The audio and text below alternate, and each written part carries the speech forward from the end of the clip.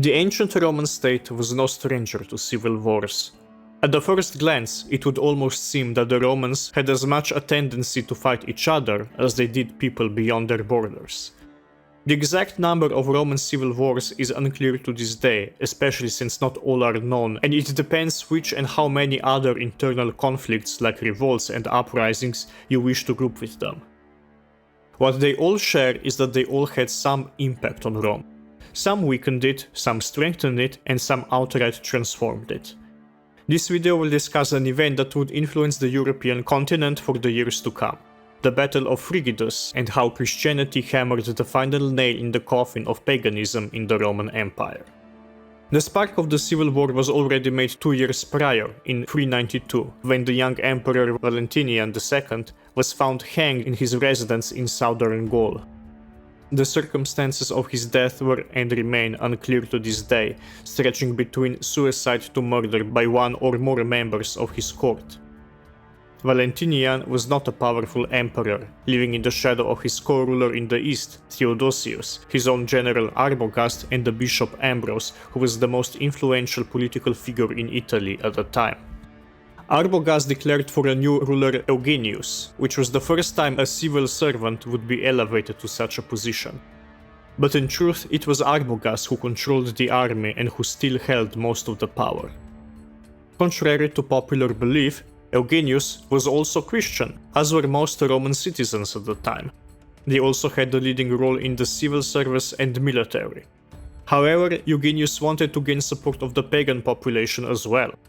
As he spread his influence in Italy, he grew closer to the Senate and tolerated many pagan high officials and their practices, like that of gleaming the future by inspecting the entrails of a sacrificed animal. Theodosius, however, did not support Eugenius and refused to acknowledge him as a ruler of the western half of the empire. War seemed inevitable. Even in preparation for it, it became obvious that this wasn't a simple military conflict, but also one of ideologies. 3 months after Eugenius declared himself emperor, Theodosius published a strict anti-pagan law that prohibited even private worship and rituals. With this, he hoped to cement the support of the Christians and especially the bishop Ambrose. Theodosius then marched from Constantinople across Thracia and the Balkans towards Italy. He managed to gather a larger army than Eugenius and was joined by many Goths, Thracians, Armenians and other federati and allies, totally around 50,000.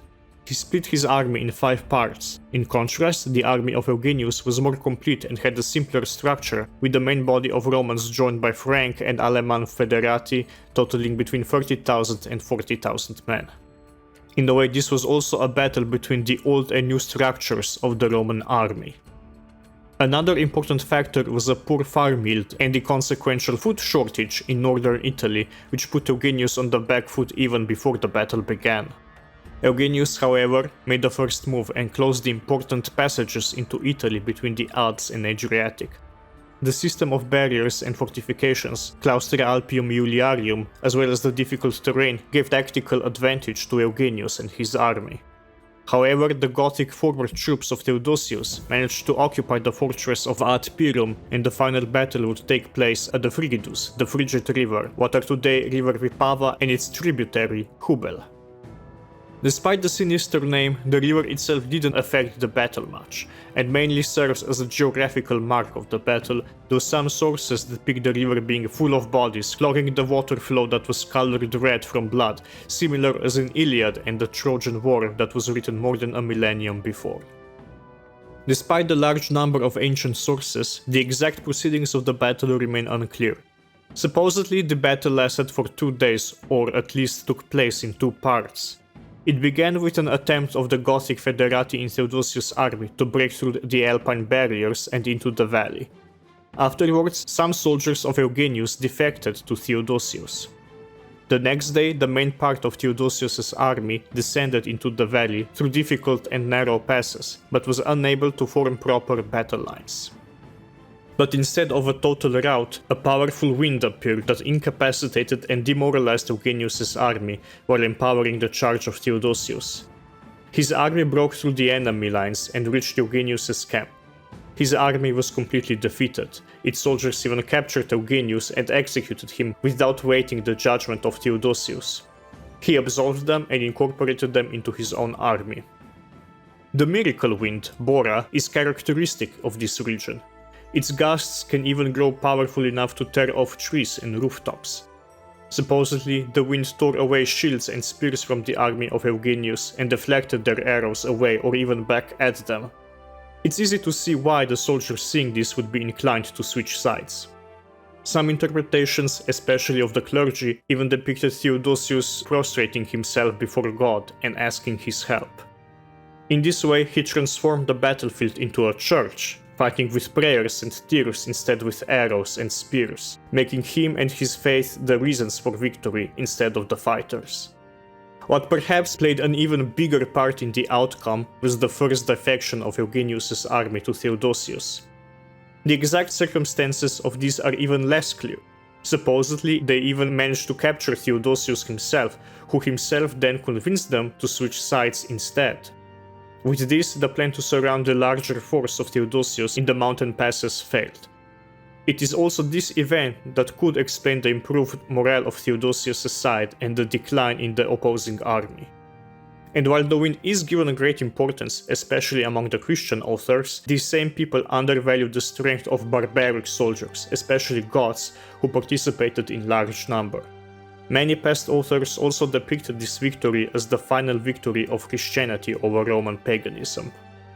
In truth, no military experts of the time left us a good recap of the event. These were passed on mostly by clerical functionaries and poets, whose point of view and motives can easily be considered as lacking or skewed. And like many battles of antiquity, the Battle of Frigidus left us no material evidence that would paint us a better picture of the battle. But the facts are that the pagan worship had already been dying for some time before the battle. Both emperors Theodosius and Eugenius had been Christian, and if there ever was a clear battle between paganism and Christianity in the Roman Empire, then Christianity already won long before the Battle of Frigidus. The great importance of the battle was mostly ascribed to it after it was already over. With hindsight, we can see that the battle only reinforced events and characteristics that were already showing within the empire over centuries. The supremacy of Theodosius and his dynasty endured, as did the military supremacy of the eastern part of the empire. Despite Theodosius trying to achieve unity of the empire, it would only continue to split. The importance of barbaric armies and its military commanders would only grow, as would Christianity amongst the Roman population, especially among high officials. With this victory, the Roman Empire was for the last time united under a single emperor, Theodosius. But that wouldn't last long, as he would die only 4 months later in what is today Milan, Italy. And so, while the battle became an important symbol for Christianity, it was really only one more mosaic piece in what was the decline of the Roman Empire. After the battle, a Gothic commander who fought under Theodosius, angered by the lack of recognition they got, despite as many as 10,000 casualties suffered, would use the experience gained in battle to rise up against the Roman overlords and march on Rome itself. That man was Alaric of Visigoths. If you want to learn about the defense system that was Claustra Alpium Iuliarium at the edge of Italy, click on the next video or link in the description below. Be sure to like, subscribe, you know how YouTube works, and I will bring you more history soon.